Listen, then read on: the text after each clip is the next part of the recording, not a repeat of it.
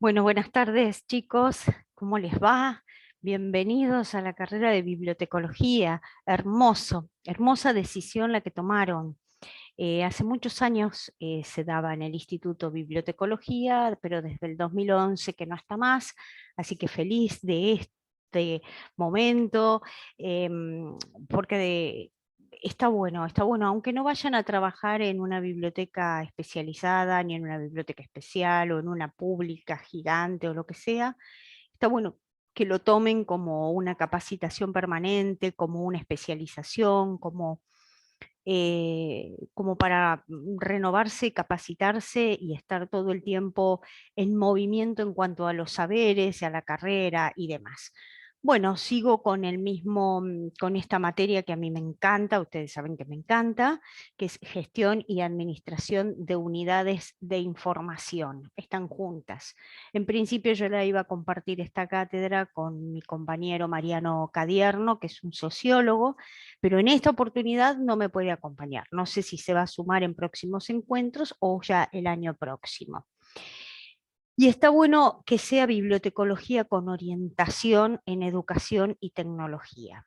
Si bien este año nos vamos a adentrar vieron cómo es, el primer tronco común es bibliotecas populares y biblioteca pública, el segundo ustedes al ser BIE era bibliotecas escolares y este segundo año de bibliotecología nos vamos a centrar en bibliotecas universitarias para luego llegar a especiales y especializadas. Pero en administración vamos a ir mezclándolas un poco, porque justamente con esta orientación en educación, en algún momento voy a hacer, a remitirlos a su biblioteca escolar, que calculo que algunos ya están trabajando, para que puedan hacer un paralelismo y hacer una comparación, si bien las comparaciones son odiosas, pero bueno, está bueno que ustedes desde su praxis puedan llegar a imaginar algún tipo de situaciones. Así que bueno, muy contenta por eso, muy feliz por este desafío nuevo que nos toca a todos y sobre todo en estas características que no es fácil. Ustedes, los que me conocen, nada, los que no me conocen, soy Virginia Aguirre, pero para los que me conocen, saben que a mí me gusta mucho dar clase presencial y demás, pero esta modalidad va a venir para quedarse, porque no va a venir para, nunca más vamos a volver a hacer lo que éramos antes, en el sentido de que, bueno, esta modalidad lo que va a hacer es que va a enriquecer. Cuando nos podamos ver realmente, este tipo de cosas va a enriquecer las cátedras diarias, eso es seguro. Bueno, vamos a entrar en nuestra materia que es gestión y administración. En primer lugar les voy a compartir me voy a poner los otros lentes porque si no, no voy a ver nada. Les voy a compartir el programa, que va a ser lo primero que vamos a mirar en este momento. ¿Sí? ¿Qué es lo que vamos a ver en esta unidad? Bueno, los que cursaron BIE en la FEB, calculo que deben de estar acostumbrados al módulo enterito, ¿no? Del principio al fin. Bueno, como la carrera se abre y nosotros no teníamos los módulos hechos con anterioridad, vamos a ir dando las unidades de a poco, ¿sí? O sea, a medida que vamos a ir cursando, van a llegar las nuevas unidades. Esta es la unidad 1 que vamos a tratar. La definición de la palabra paradigma, que también la vamos a ver en metodología metodología de la investigación, porque ahí vamos a ver también distintas escuelas epistemológicas y la palabra paradigma va a llegar. Pero bueno, vamos a tratar en especial el paradigma social nuevo de la modernidad y la posmodernidad. Y vamos a ver cómo las bibliotecas frente a este cambio y estos nuevos desafíos se puede adaptar, ¿sí? La sociedad del cambio, la sociedad del conocimiento, de la información, de la tecnología, la evolución histórica de las bibliotecas, el libro y el rol del bibliotecario. Eso no va a ser equivalente a lo que vieron ustedes en primer año con historia del libro y las bibliotecas, que era una materia, sino que vamos a hacer apenas una mención con respecto a esa transformación de los últimos años. La tercera ola, que yo les aclaro, que les voy a poner el libro entero, que son 330 y pico de páginas. Yo no pretendo que ustedes lean este libro y mucho menos en este momento. Pero sí me gustaría que lo tengan, porque me gustaría que lo leyeran en algún momento de sus vidas. Sí, lo que les voy a pedir es que lean la introducción, ¿sí? Para de este encuentro al otro. Y la quinta ola de Schumpeter, que es, no les voy a dar el libro de la quinta ola de Schumpeter, sino les voy a dar un trabajo que se hizo sobre la quinta ola de Schumpeter y el cuadrito nada más. Nada más. Bueno, está bueno porque van a tener diferentes situaciones con respecto a qué es el paradigma y demás. Muy bien. Vamos a dejar de compartir esto y ahora vamos a un PowerPoint que también se los voy a pasar en la carpeta de Drive, donde vamos a introducir el tema.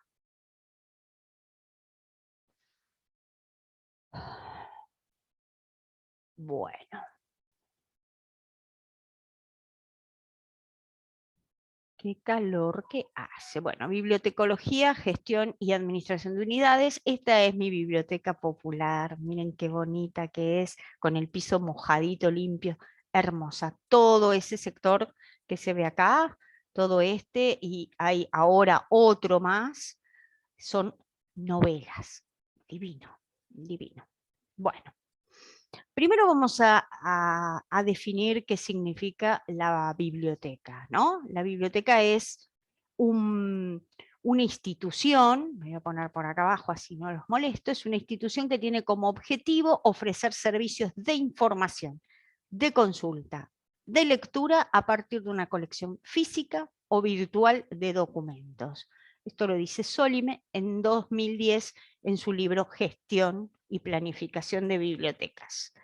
Es decir, que lo que caracteriza y distingue una biblioteca más allá de su colección es propiamente su condición de ser servicio. Eso es lo que fue variando con el tiempo, porque en realidad, que eso es lo que estaba diciendo anteriormente con respecto a la historia del libro y las bibliotecas, la biblioteca como institución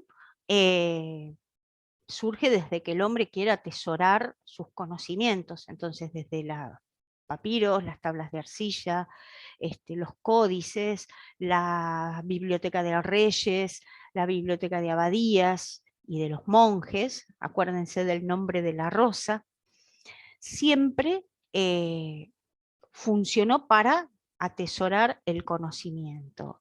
Y la gente que trabajaba como bibliotecario se llamaba bibliotecario, porque ¿qué significa la palabra de biblioteca? ¿Se acuerdan que es del griego, que significa colección de libros, caja de libros, quiere decir biblioteca? La gente trabajaba en forma intuitiva, es decir, con lo que conocía. Hay un fragmento que voy a ver si lo encuentro y se los paso también, del nombre de la rosa de la novela, donde el bibliotecario, que además era ciego, le explicaba a Guillermo, que era el investigador, de qué forma él podía ubicar los códices en los distintos estantes. ¿Sí? O sea que siempre de forma intuitiva el que practicaba el oficio lograba ver de qué forma podía trabajar mejor. Pero claro, a fines del siglo XVIII, algunos filósofos acercados un poco a la bibliotecología, no en forma directa, se les ocurre organizar el conocimiento de alguna manera, entonces de la mano de Polotlet, de La Fontaine, de Dewey, comienza a perfilarse y a normalizarse, digamos, el oficio. Pero nuestra carrera es básicamente pragmática, mucho de la práctica, del oficio, del quehacer, de las recetas y demás. La profesión surge en la década del 50, del 40, o sea, digamos, la profesión como académicamente la enseñanza de la profesión en los años 40-50. Y la disciplina mucho más joven, en el año 2000, aparece la necesidad de la investigación. Eso lo explico en la otra materia con más profundidad. Entonces, a lo largo del tiempo, la biblioteca fue transformándose de manera que de lo que nosotros conocíamos como ese lugar silencioso, tranquilo, ese bibliotecario que solamente se aboca, solamente, no es porque sea una tarea menor, pero se abocaba a las tareas de ingreso de libros y de hacer las fichas y ese lugar absolutamente silencioso, se transformó de la mano de este nuevo paradigma social. Pero vamos a definir la palabra paradigma. La palabra paradigma significa modelo o patrón, ciertas características, ¿no? Un modelo y un patrón que está aceptado por toda la sociedad durante un tiempo. Es un lapsus, ¿sí? Por lo tanto, hemos cambiado varias veces, ¿sí? De paradigma. En la parte de investigación, el paradigma es el ápice de lo abstracto, es lo más abstracto que hay, ¿sí? No se puede ni ver ni tocar. Y diferentes autores hablan de distintas posturas. Por ejemplo, Kuhn, en su libro Las revoluciones, la teoría de las revoluciones, él habla de que un paradigma destruye al otro, ¿sí? Sin embargo, otros autores dicen que uno convive mucho tiempo con el otro hasta que va dando paso al siguiente, ¿sí? Y nosotros estamos hablando de la modernidad y la posmodernidad. Acá dice, ¿no? Es un modelo patrón social adoptado y aceptado por la sociedad durante un lapso de tiempo. Biblioteca tradicional, biblioteca actual. Me había ido por las ramas. Bueno, analizamos las diferencias a partir de tiempos históricos. Bueno, ¿qué significa la modernidad y qué es la modernidad? Yo acá puse términos que van a identificar qué es una época y la otra, pero nosotros pensemos que estamos criados, por eso yo también acuerdo, no con Kuhn, sino con Lakatos, con otros, ¿no? que piensan que uno convive dos paradigmas simultáneamente y que uno se va diluyendo en él y deja paso al siguiente. Quizás mis hijos o los hijos de ellos, mis nietos, sí van a vivir en un nuevo paradigma total. En la posmodernidad nace a partir de la caída del muro de Berlín. Acá tengo un libro que creo que les pasé al... No sé si lo ven, lo vemos en espejo, que se llama 2020, un nuevo paradigma, como los retos del futuro cambiarán nuestra forma de vivir y trabajar, de Robert Shapiro. Robert Shapiro es el asesor de Bill Gates. Lo escribió en el 2015 y podemos llegar a vaticinar con ese libro el tema de la pandemia, por ejemplo, ¿no? Entonces dice que la posmodernidad, a partir de la caída del muro de Berlín en 1989, empieza a perfilarse, por supuesto, con distintas connotaciones. En la modernidad el hombre era considerado un ciudadano, ¿sí? Un ciudadano que tenía valores estables. Y fíjense que en esos valores estables, en esa estabilidad, en esa única verdad, en una sociedad disciplinada, con un valor de la palabra escrita, por eso había más producción libraria, porque el hombre de antes leía, aún sin haber ido a la escuela, aún habiendo cursado un primer grado, un segundo grado, un primero superior, ese hombre leía los diarios, leía revistas, leía todo lo que caía en sus manos. Y las mujeres también leían revistas sociales, la TV Guía, se compraban, los chicos tenían el anteojito, porque bueno, no había una cultura multimedia como hay ahora, entonces la gente leía, era su pasatiempo. Imagínense la época en que ni siquiera existía la tele, no estamos hablando no estoy hablando de la Edad Media, quiero que se ubiquen en este siglo XX, en un siglo XX, en los años 40, en los años 50, donde no existía la televisión y cuando aparece la tele, aparece con 5 canales. Entonces la gente tenía esa cultura de la palabra escrita. Y unos valores estables donde una persona podía entrar en Luz y Fuerza o en ferrocarril y trabajar desde los 20 años hasta jubilarse y en la medida de lo posible hacer entrar al hijo a trabajar ahí. Y donde la mujer era en su mayoría dije, no, no vamos a herir ninguna susceptibilidad, ni vamos a entrar en ningún tema que pueda llegar a surgir alguna discusión. Voy a hablar en generalidades. No trabajaba afuera de su casa, ¿sí? Era la ama de casa tradicional. Las mujeres que trabajaban eran aquellas mujeres que por alguna casualidad de problemas de la vida estaban solas, o aquellas mujeres que tenían una férrea vocación docente y eran maestras, pero esas maestras estaban casadas con ingenieros, con abogados, con médicos. Era un prestigio ser el marido de una señorita maestra. Y para la maestra era trabajar únicamente por vocación. Eran muy pocas las que mantenían la casa en esa época, sino la gran mayoría de la gente era ama de casa. Esa ama de casa que hacía todo en su casa, lavaba la ropa a mano, uf, terrible, los pañales de los chicos. Em, Hacía desde las pastas hasta la mermelada y todo, como no había una industrialización de todo lo que era alimentos y demás, las mujeres tenían que cocinar y cocinaban. Y todo era diferente, las casas eran grandes, ¿no? Los espacios eran grandes, las casas eran grandes, entonces vivían muchos en una casa por ahí, entonces vivía la madre, el padre, algún tío solterón, algún abuelo, pero no había geriátricos. No había geriátrico porque alguien podía cuidar a ese abuelo o esa tía solterona. Eh, y las casas eran, como había terrenos más grandes, las casas eran planas, por lo tanto tampoco, no es como ahora que tenés dúplex, departamentos con escaleras sin ascensor, entonces es muy difícil poder tener a una persona mayor. No es que me quiera ir por las ramas, pero es como que uno tiene tanto para contar y son pocos los minutos, entonces, y tampoco los quiero apabullar después para que me escuche, eh, que bueno, quiero contarles un montón de cosas todas juntas. Este, este hombre tenía esas características. En los años 90, a partir de los años 90, un montón de cosas cambiaron.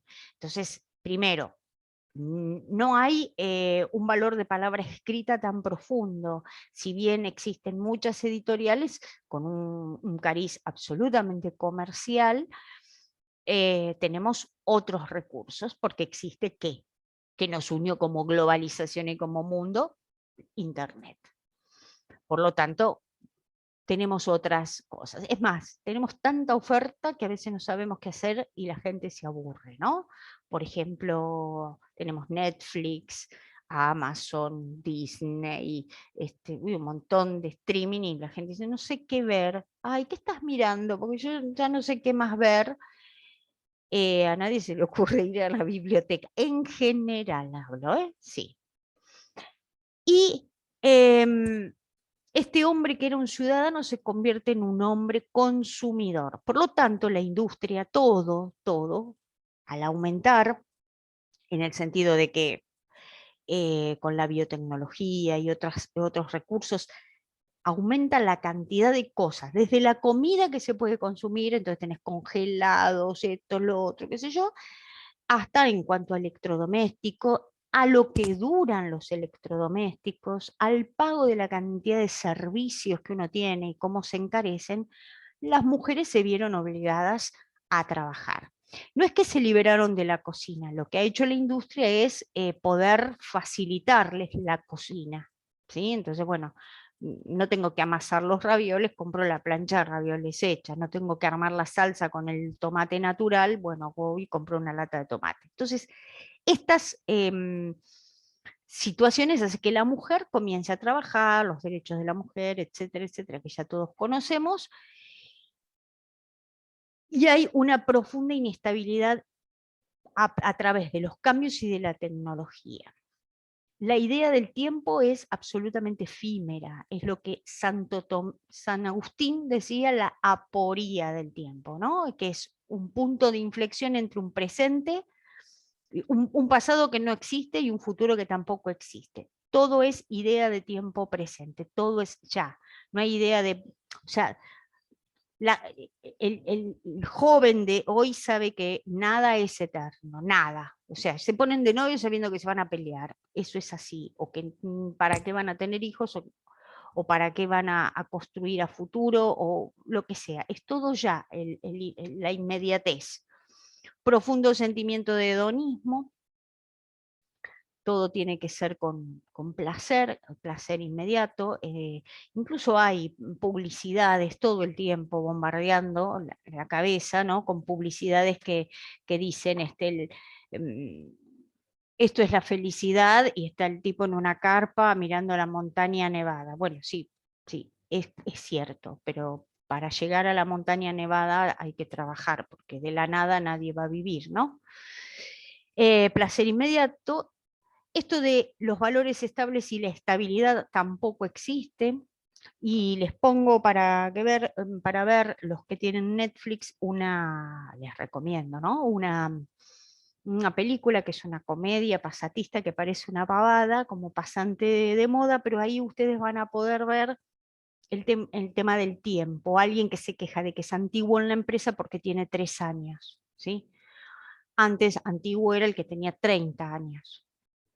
Incluso mucha gente joven, incluso en la docencia, que tienen poco tiempo, 1 año, 2 años, y ya están pensando o en estudiar otra cosa, o en concursar para un cargo directivo, o si son directores, quieren ser inspectores. O sea, siempre como una carrera de poca conformidad y de poca noción de hacer raíces en el lugar que están.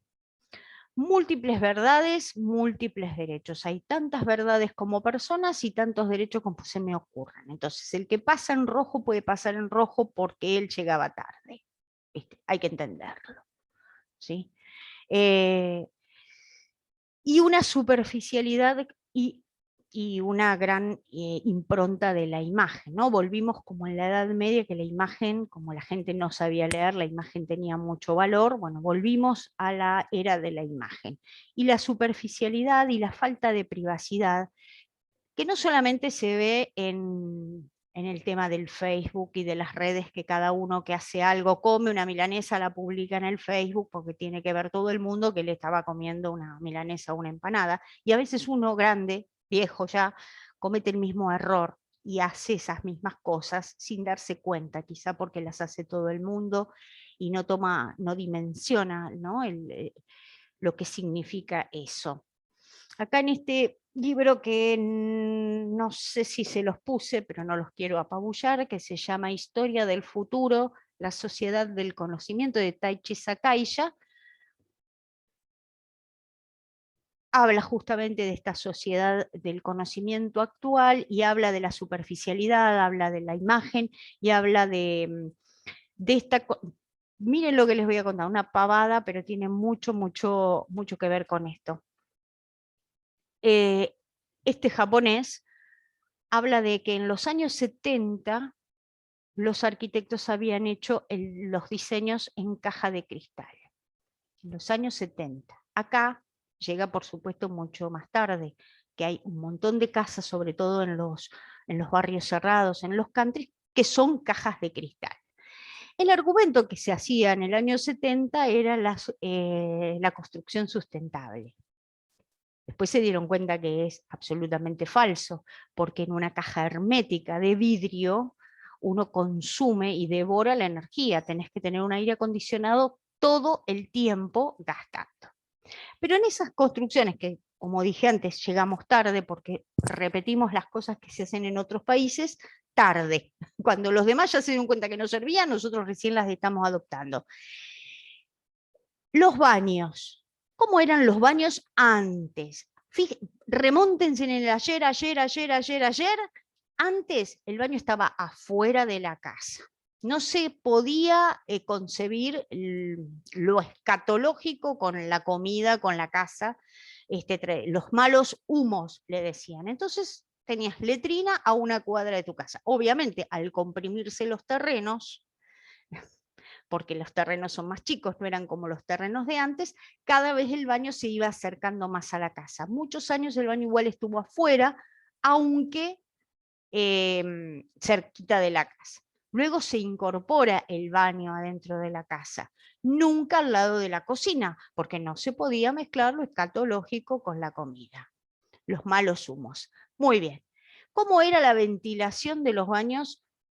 Enorme, que había, porque había baños muy grandes, en los años 50, en los años 60, en los años 70, con claraboya, porque la ventilación estaba en el techo. Luego se incorporan los ventiluces chiquititos. ¿Cómo son los baños de esas cajas de cristal que se usan ahora? Ventanas. O sea, la gente puede estar sentada en el inodoro y ver la casa del vecino y viceversa. Le ponen plotter, le ponen, pero es ventana, pasa una persona por adentro de esa ventana. ¿Sí? Bueno, eso tiene que ver con esta superficialidad, la imagen de que todo se tiene que ver y de esta cosa de superficialidad y de, de, de falta de privacidad, sería la palabra correcta. Y esto de los valores estables, lo mismo, esto que te digo de acá donde lo puse, múltiples derechos. La vez pasada vi una noticia haciendo zapping en un canal, que una mujer que tenía que entrar al supermercado y se había olvidado el barbijo, se puso la bombacha y discutía con la empleada, se había puesto la bombacha, discutía con la empleada si, si- si es obligación llevarlo con el barbijo, ¿viste? Si hay que entrar para protección por esto, por lo, o sea, ¿qué tenés que discutir? Pero hay gente que está todo el tiempo con esto. Y lo de la sociedad disciplinada, que donde lo puse, acá, sociedad disciplinada, todos, al tener una única verdad, la disciplina era pareja para todos. Entonces, palabras como prohibir, controlar, prohibido pisar el césped, eso no estaba prohibido, digamos, no estaban prohibidas esas palabras, no eran malas palabras, eran palabras que todo el mundo podía usar porque eran usables. Y todo el mundo cuidaba a los chicos, ¿viste? Vos bajabas del colectivo y te decía el chofer, cuidado al cruzar la calle. Hoy ni siquiera miran, ¿no? Entonces, en esa sociedad disciplinada, cosa ahora no se da porque todo el mundo tiene múltiples derechos como tantas personas existen. Bueno, entonces en ese cambio de paradigma que hay en la sociedad, que había un arquetipo de hombre, un usuario pasivo, un tipo de biblioteca, que era lo que estábamos hablando recién. ¿Se acuerdan que decíamos anteriormente? Un bibliotecario que no era que no tuviera nada que hacer, no pasaba por lo que tenía que hacer, hacía muchas cosas. El tema está en que no tenía tantos proyectos, no era tan versátil su actividad en la biblioteca. ¿Cuál era su función? Únicamente era atender al usuario que le requería un libro, no al revés, ahora tiene que salir a buscar el usuario. En una biblioteca silenciosa, si alguien me estornudaba, hacía shh, y listo, se callaba. En una y tenía que hacer procesos técnicos. Recuerden que en esa época los procesos técnicos eran manuales, con fichas, había que hacer por lo menos 3 o 4 fichas por cada ítem. Por lo tanto, abocada nada más que a los procesos técnicos, al catálogo, a la ficha, a la atención del usuario, punto. Hoy, al ser otro arquetipo de hombre, otro arquetipo de sociedad, también es un usuario más activo. Por lo tanto, la biblioteca cambia esa perspectiva. Deja de ser esa biblioteca tranquila y silenciosa. Ahora podemos encontrar una biblioteca grande, departamentalizada, podemos encontrar una sala silenciosa y 3 de reunión. Ahora se habla de make space, espacios recreativos dentro de la biblioteca. Cambia el otro. lo van a ver bien en fuentes, también lo vemos en metodología de la investigación, al haber todo un universo bibliotecario en Internet que no es físico, colecciones actualizadas, eso hace que también el usuario sea mucho más activo y demande actualidad y demande prontitud, eficacia y eficiencia todo el tiempo. Bueno, ¿cómo concebimos la biblioteca hoy? Bueno, atención primordial a ese usuario exigente, adaptándonos a tiempos cambiantes, a explosión de la información. Después vamos a ver también que nosotros como bibliotecarios, los que se dedican a la investigación, también contribuyen a esa explosión, porque no todo el mundo que escribe, escribe solo para investigar, escriben también para abultar el currículum, ¿no? Aunque dicen mucho y no dicen nada. Nuevas tecnologías, que ya está hasta de modé la palabra nuevas, porque ya son tecnologías, mejorando nuestra práctica diaria como profesionales, pero haciéndonos preguntas, no quedarse con recetas. Por eso es tan importante lo de la lectura, y lo de la lectura de las fuentes reales, no solamente los apuntes de clase. A nueva biblioteca, nuevo rol del bibliotecario y sus funciones, que el rol del bibliotecario lo vamos a ver en la siguiente unidad, que bueno, recopilar toda la información, desarrollar la colección, organizar la colección a partir de procesos técnicos, cadena productiva de agregación de valor, o sea, vamos a hacer hincapié en la tercera unidad, en la cadena productiva de agregación de valor, es decir, la cadena documental, pero desde el inicio, ¿no? Conservar la colección y difundirla, fundamental. Y además, bueno, no descuidar su rol social y pedagógico, que lo tiene, porque ¿cuál es la misión de la biblioteca? Es lograr que el ciudadano sea, o consumidor, tenga aprendizaje permanente, siempre nuevas expectativas de aprendizaje. Adoptar un sistema de gestión de calidad basado en procesos de mejora continua, que eso lo vemos en la segunda unidad, liderazgo proactivo, adaptación a los cambios y tecnologías. Capacitación permanente y actitud autodidacta. Lo que ustedes hacen es muy, muy valioso, de seguir estudiando. Leer y tener un vuelo cultural importante. Les voy a dar un ejemplo con respecto a eso. Yo siempre digo que el valor cultural es como una mochila que uno tiene, ¿no? Hay un libro, que ahora no recuerdo el autor, que se llama Jean-Paul Sartre en la Villa 31. Y habla de qué hubiese sido de la vida de, en este caso pusieron a Sartre, como podrían haber puesto a Gardel o a cualquier otra, pero sino una persona de clase medio alta, casi alta, con un recurso cultural e intelectual muy avanzado, por eso ponen a Jean-Paul Sartre. ¿Qué hubiese sucedido si vivía en la Villa 31? Hubiese sido Jean-Paul Sartre, ¿sí? Y cuando di clases en otro instituto, era terrible, eran todas mujeres. Y absolutamente divididos, pero era un aula muy grande y estaban divididas en dos bandos. Unas chicas, señoras, chicas, por ahí en el otro sector. Entonces, una de ese sector me dice, sí, lo que pasa, profe, que están divididas entre las maestras estaban como en el medio, las profesoras y las que no somos nada, me dice. Porque era bibliotecología la carrera, ¿no? Entonces, ¿cómo que no son nada? Sí, sí, porque, bueno, yo me crié entre borrachos, no me crié con profesores, porque mi papá tenía un bar y ahora yo tengo con mi esposo una pizzería. Entonces, si yo hubiese nacido en una familia donde fuesen profesores y fuesen médicos, intelectuales, quizá yo fuese diferente, pero me tocó vivir con borrachos y bueno. Y ahí me quedé pensando, entonces hice una reflexión interna de que hubiese sido mi vida si no hubiese tenido la que tuve. ¿no? Y si no hubiese conocido a los profesores que tuve, no solamente como alumna, sino como compañeros de trabajo, que me han ayudado a iluminar la cabeza, ¿no? Que hubiese sido, a veces hay que hacer ese ejercicio de humildad para saber que uno está parado, pero que el otro no tuvo el mismo recorrido quizá.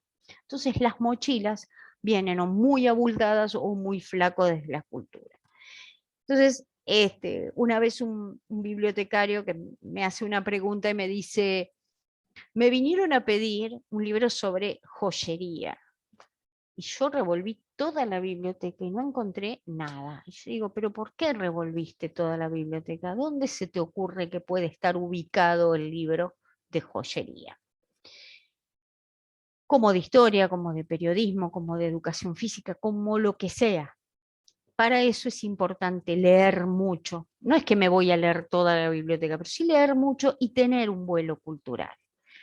No es lo mismo el que nunca fue usuario de la biblioteca al que fue alguna vez usuario de biblioteca, porque puede ponerse en el lugar del usuario. O la persona que nunca fue de vacaciones, que no conoce el mar, que no conoce la montaña, que no conoce el cine, el teatro. Cuán importante es esto para la vida de una persona que tiene que estar al frente de otros, ayudándolos con la información. Otra cosa que les voy a dar, a ver si... bueno, entender que el acceso a la información y al conocimiento es un derecho de toda la ciudadanía. No se olviden de eso, ¿no? Que está los tratados de acceso abierto, que ya se han aprobado, leyes de acceso abierto, porque toda la ciudadanía tiene derecho a saber desde qué se está investigando hasta la información que necesita. ¿Sí? Bueno, voy a dejar de compartir esto, que es un PowerPoint introductorio. Bueno, les hablé de Toffler. Bueno, ¿se acuerdan que los que cursaron conmigo habrán visto que vemos de Toffler la tercera ola? Y que Toffler había dado, había identificado la historia de la humanidad, las había separado en tres grandes olas.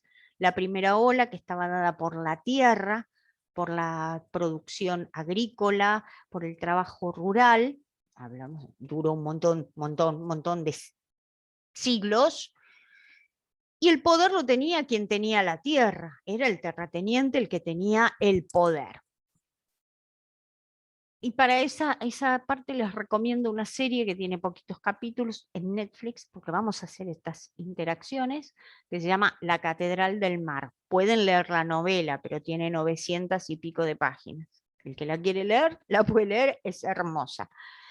Donde ahí se ve lo que es el trabajo feudal, el trabajo rural, los feudos, el maltrato, la ignorancia, y bueno, y el señor feudal tenía solamente el dueño de la tierra, no sabía leer ni escribir, pero él era dueño de la tierra. Luego llega la revolución industrial, con la revolución industrial, la llegada de las ideas socialistas, anarquistas, con... bueno, comienzan los sindicatos, las luchas obreras, ¿sí? Pero ¿quién tenía el poder en ese momento? ¿Quién tenía el capital? Nace el capitalismo. Entonces, el que tenía la fábrica, la tierra, el capital y la mano obrera, que se llama fuerza de trabajo, los marxistas lo llaman fuerza de trabajo, era quien tenía el poder. Y una tercera ola que está dada por la información y el conocimiento. Está claro que el que tiene hoy la tierra, la máquina, la fábrica, el obrero y la información además es hiper recontra súper poderoso, ¿no? Porque no es que una ola haya enterrado a la otra. Sigue habiendo trabajo artesanal como en la Edad Media, sigue habiendo ferias artesanales, gente que hace trabajo manual y se paga muy bien porque es muy valorado. Y también hay fábricas y empresas muy poquitas, porque también en esta era del conocimiento y la información hay una tecnologización, es muy difícil la palabra, ¿no? Pero es la tecnología versus la industria. Y Shapiro dice, en detrimento de la industria, o sea, la tecnología va reemplazando. Fíjense la cantidad de trabajos que dejaron de existir porque una nueva forma de producción los reemplazó, ¿sí? Y ese es hay un artículo que les voy a dar, que es de Ana María Schwab, que creo que está dentro de la unidad 1, que habla de la convivencia entre preguntas si las bibliotecas van a morir, si existen los amantes de los libros aún, y ella es un paralelismo entre que la radio, la televisión no mató a la radio, ¿m? El cine no mató a la televisión no mató al cine, y por lo tanto el ebook tampoco va a matar al libro. Pero hay que convivir con todos esos. En cambio, Schumpeter, que les voy a dar las 5 olas de Schumpeter, las va diferenciando, las va haciendo, a pesar de que es más antiguo que Toffler, él las diferencia en 5 olas. Y pone esta última como la era digital, ya no es solo la tecnológica. Bueno, a ver, ¿qué otra cosa les voy a compartir? Ah, esto es lo de Schumpeter, que por ahí lo pueden ver, ¿ven? Energía, miren que lo agrando. Energía hidráulica, textiles hierro, 1785-1845, después la llegada del vapor y vías férreas, el acero, hasta 1900, después la electricidad, la química y el motor a combustión, hasta 1950, luego viene la petroquímica, la aeronáutica, y no leo esto, y en la quinta ola, redes digitales, software, bueno, nuevas tecnologías. Y les voy a dar esto.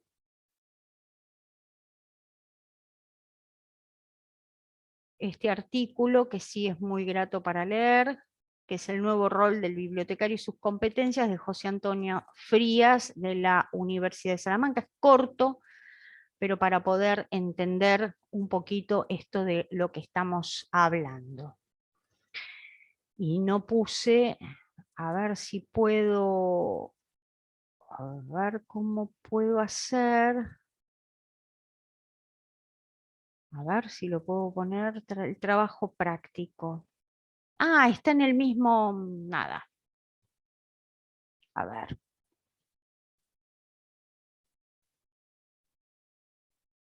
Acá mismo está el trabajo práctico que tienen que hacer. Voy a poner acá. Bueno, lo que paradigma, piense, todo lo de modernidad.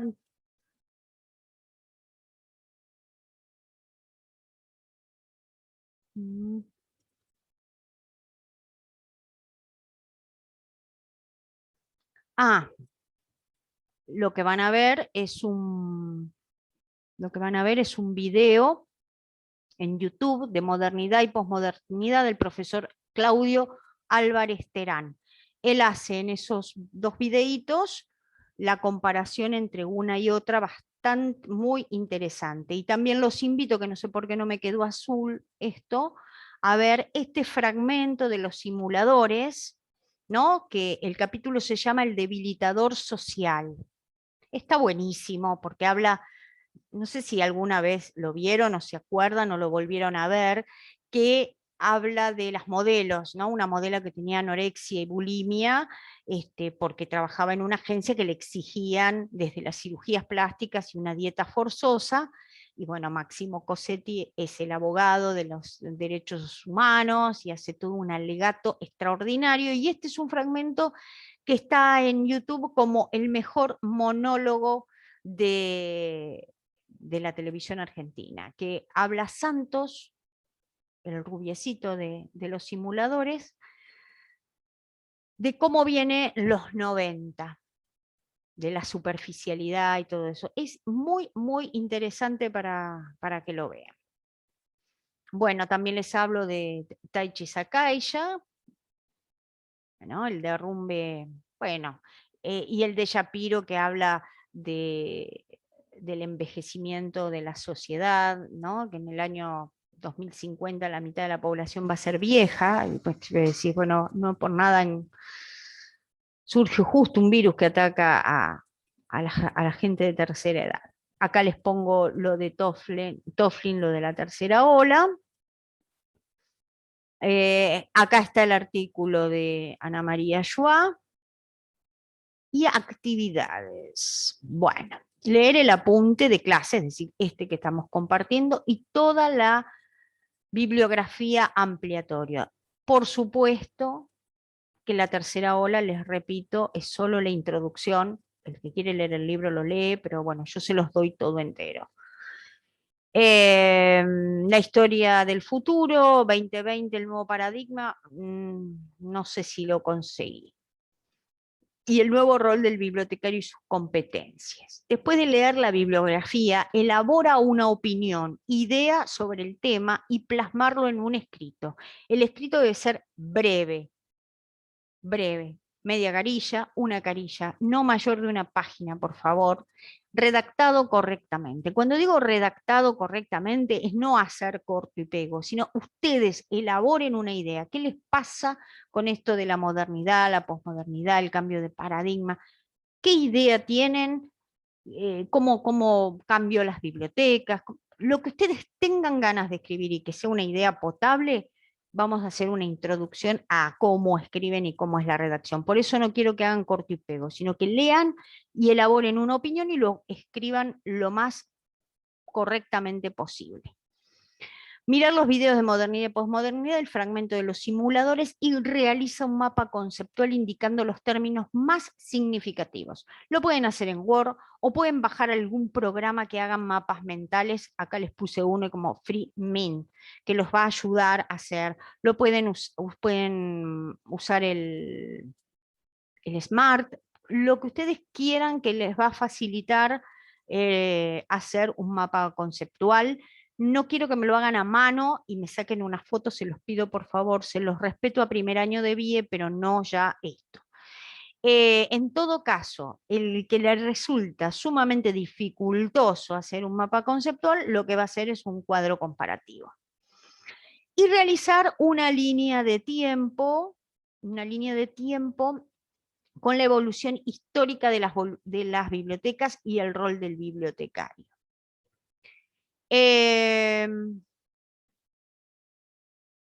Esto se hace con esto, ¿no? Insertar forma. Si yo quisiera hacerlo acá, vamos a suponer, insertar forma. No, insertar forma no, perdón.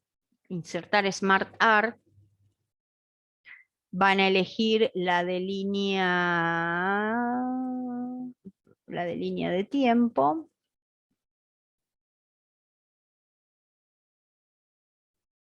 Esta, por ejemplo, proceso. Lo acepto. ¿Sí? Y ustedes escriben acá y van escribiendo todo lo que quieran, ¿sí? Vamos a poner, qué sé yo, edad antigua, ¿sí? Y acá la biblioteca de Abadía, el rol del bibliotecario es así. ¿Se entendió? Bueno, eso es lo que tienen que hacer. Acá les pongo tarea recreativa no obligatoria, la película de Netflix, y la fecha de entrega es antes del siguiente encuentro por mail. De todas maneras, se puede realizar de a dos o en forma individual, no mucho más. Y ante cualquier duda me llaman. De todas maneras, voy a hacer el grupo de WhatsApp, así que ustedes me tienen que mandar previamente un mail con su número de teléfono. Dejo de compartir y dejo de hablar porque ya los debo de haber cansado. Bueno, les mando un beso grande. Cualquier duda, estamos en contacto.